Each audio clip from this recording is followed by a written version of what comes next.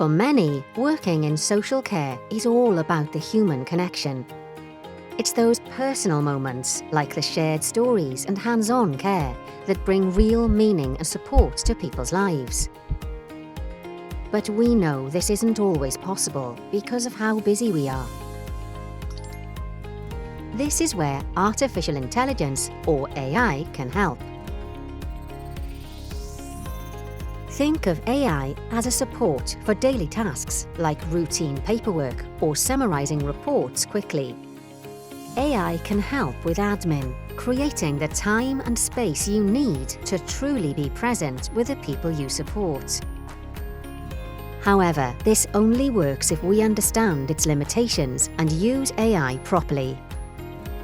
Morgan is an activity coordinator in a care home who uses AI to help her at work.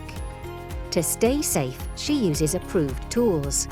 When using AI, she shares just enough information, leaving out private details like names and ID numbers. Morgan knows that AI follows patterns but doesn't think or feel. Because it can make mistakes, she never assumes it's right and always checks the outputs. For the best results, Morgan gives AI clear instructions called prompts. Instead of a vague question, she asks, "Suggest 3 gentle activities for older adults with different mobility needs."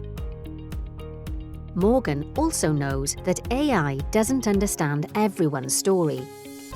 She uses her professional judgment to make sure each suggestion is fair for everyone, regardless of their background or situation. AI never makes the final decision about a person's care or their job. Morgan is open and honest about using these tools. She tells her team and the people she cares for. If something doesn't feel right, Morgan isn't afraid to question it or ask for guidance. She knows she owns the final result. When we use AI responsibly, we protect our practice to make sure that care and support are led by people. For more support with using AI in your work, check out Social Care Wales's AI Guide.